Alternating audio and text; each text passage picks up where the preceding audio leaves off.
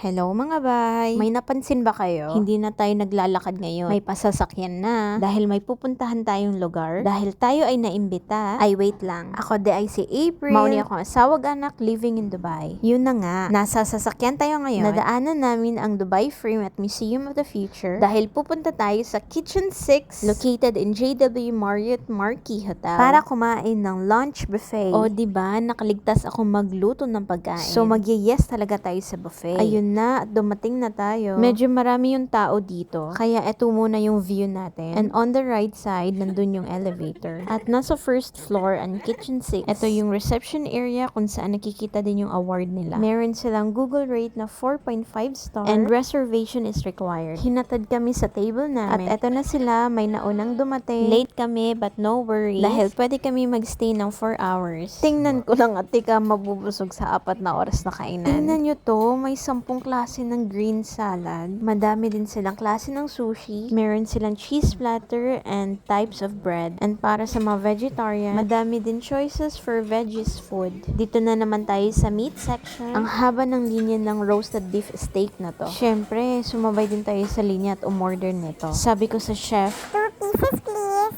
Well done. Char.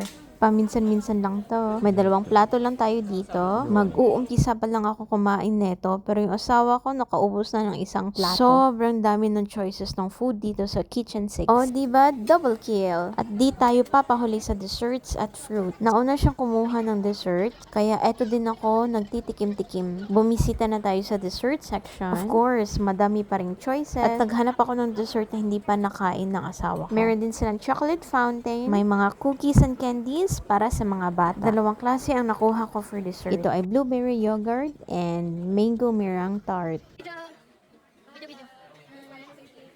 Halos tapos na kami lahat kumain. At mostly kumakain na kami dito ng dessert. Kaya dito na ginawa ang raffle draw. As per attendance, isulat mo lang yung pangalan mo. Kokolektahin ng lahat at ilalagay sa baso. Para sa unang winner,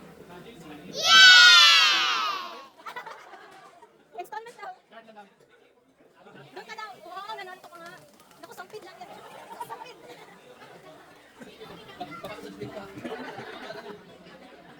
oh, diba? Akalain mo yun? Nanalo sa pinakaunang raffle. At sabi pa nga niya, first time niya nanalo sa isang raffle draw. Napakabiyaya naman. At dahil patapos na yung oras namin, namigay sila nito as a token of appreciation at friction ball pen, kung saan pwede mo siyang burahin gamit ang erasable gel sa dulo ng pen. Dito ang restaurant reservation or pwede din kayong tumawag sa kanila. Salamat po sa pag-imbita at dahil dito, hindi na ako nakapagluto.